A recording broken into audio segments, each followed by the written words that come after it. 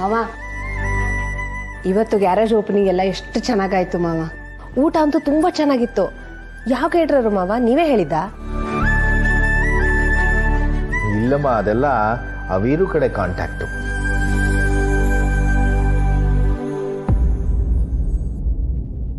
ವೆಂಕಿ, ಯಾಕೋ ಏನಾಯ್ತು? ಬೇಜಾರಲ್ಲಿದ್ಯಾ?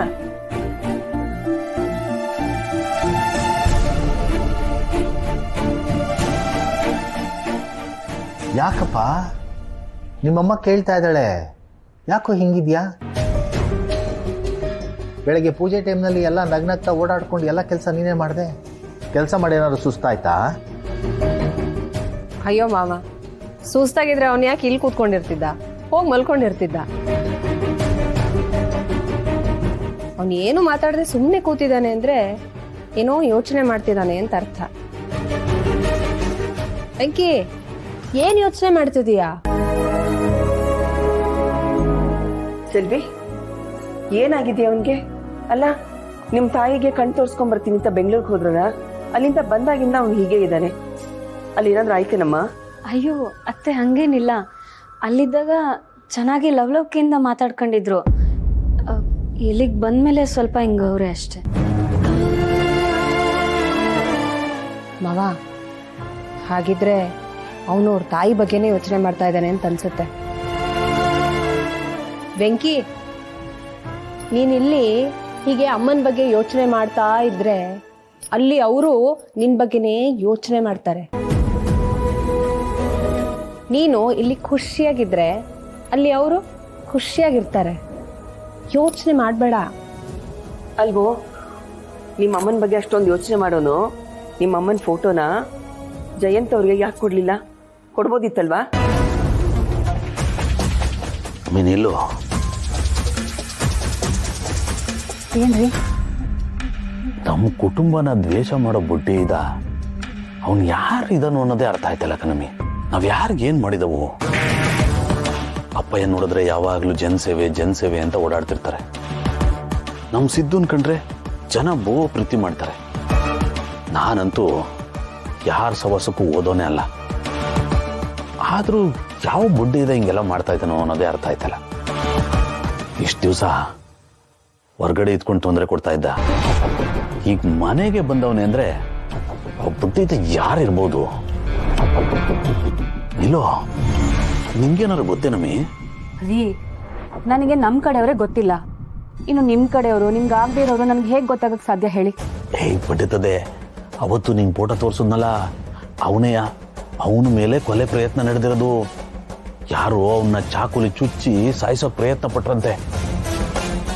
ಸದ್ಯ ದೇವ್ರ ದಯೆ, ಪ್ರಾಣಕ್ಕೇನು ಆಗದೆ ಬರೀ ಪ್ರಜ್ಞೆ ತಪ್ಪಿ ಆಸ್ಪತ್ರೆಯಲ್ಲಿ ಅವನಂತೆ. ಅವನ ಬಗ್ಗೆ ಒಂದು ಸಣ್ಣ ಸುಳಿವು ಸಿಕ್ಕರು ಸಾಕಣಮಿ, ಅವನ ಜನ್ಮ ಜಾಲಾಡ್ಬಿಡ್ತೀನಿ. ರೀ, ಗಂಡ ಹೆಂಡತಿ ಇಬ್ಬರೇ ಇದ್ದೀವಿ.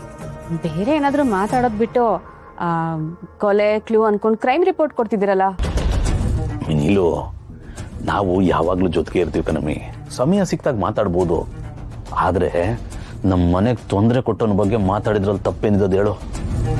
ಅದು ಅಲ್ಲದೆ ಅವನ ಮೇಲೆ ಕೊಲೆ ಪ್ರಯತ್ನ ಪಟ್ಟವ್ರು ಯಾರು ಅಂತ ತಿಳ್ಕೋಬೇಕು ತಾನೆ.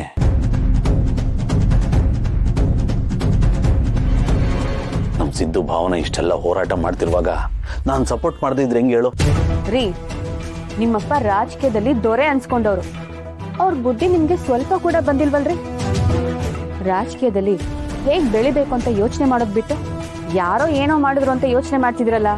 ಇವಾಗೇನು, ಆ ಕೊಲೆ ಪ್ರಯತ್ನ ಮಾಡ್ದವನ್ನ ನೀವು ಕಂಡು ಹಿಡ್ಬಿಡ್ತೀರಾ? ಪೊಲೀಸವರಿಂದಾನೇ ಆಗ್ಲಿಲ್ಲ, ಇನ್ನು ನಿಮ್ ಕೈಲಿ ಕಂಡಿಡಿಯಕ್ಕೆ ಹೇಗ್ ಸಾಧ್ಯ? ನೋಡಮ್ಮಿ ನೀಲು, ಹಂಗನ್ಕಂಡು ಯಾವ್ದನ್ನು ಸುಮ್ಮನೆ ಬಿಡಕ್ಕಾಗೋದಿಲ್ಲ ಕಣಮ್ಮಿ. ಅವನೆಂತ ದೊಡ್ಡ ಕೊಲೆಗಾರನೇ ಆಗ್ಲಿ, ಒಂದು ಸಣ್ಣ ಸುಳಿವಾದ್ರೂ ಬುಟ್ಟೆ ಹೋಗಿರ್ತಾನೆ. ಆ ಸುಳಿವೇನು ಅಂತ ಕಂಡಿಡಿದ್ರೆ ಆ ಬೊಡ್ಡಿದ ಸಿಕ್ಕಾಕೋತಾನೆ. ಹಿಡ್ದೇ ಹಿಡಿತೀನಿ.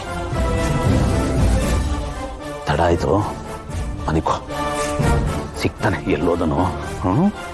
ಸಿಕ್ಕಾಗ ಬೊಡ್ಡಿ ಇದನ್ನ ಬ್ಯಾನಿಸ್ಬಿಡ್ತೀನಿ. ಹುಡುಕಿ ನೀವೆಷ್ಟು ಹುಡುಕಿದ್ರು ನಾನ್ ಸಿಗೋದಿಲ್ಲ.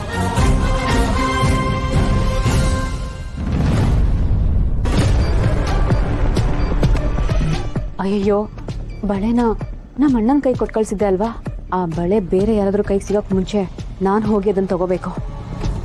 ಈ ಜಯಂತ್ನ ನೆನೆಸ್ಕೊಂಡ್ರೆ ಕನ್ಸಲ್ಲೂ ಭಯ ಆಗುತ್ತೆ. ಇವನು ಪಕ್ಕಾ ಕ್ರಿಮಿನಲ್. ನಾನು ಅವನಿಗೆ ಬ್ಲ್ಯಾಕ್ ಮೇಲ್ ಮಾಡಿ ದುಡ್ಡು ಕಿತ್ಕೊಳ್ಳೋಣ ಅಂತ ಹೋದರೆ ನೀನೇ ದುಡ್ಡು ಇಸ್ಕೊಂಡಿದ್ಯಾ ಅಂತ ಮನೆಯವ್ರಿಗೆಲ್ಲ ಹೇಳ್ತೀನಿ, ನಿನ್ನ ಸಂಸಾರ ಹಾಳು ಮಾಡ್ತೀನಿ, ನಿನ್ನನ್ನು ಸಾಯಿಸ್ತೀನಿ ಅಂತ ನನಗೆ ಬ್ಲ್ಯಾಕ್ ಮೇಲ್ ಮಾಡ್ತಾನೆ. ಇವನಿಂದ ತಪ್ಪಿಸ್ಕೊಳ್ಳೋದು ತುಂಬ ಕಷ್ಟ.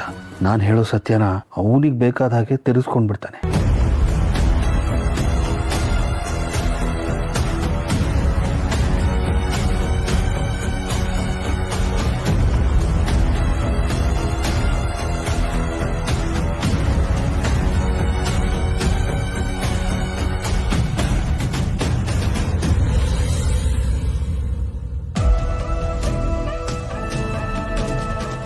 ಈಗ ಮಲ್ಕೊಳ್ಳಿ. ಈಗ ಯಾವ ಕೆಟ್ಟ ಕನಸು ಬೀಳಲ್ಲ.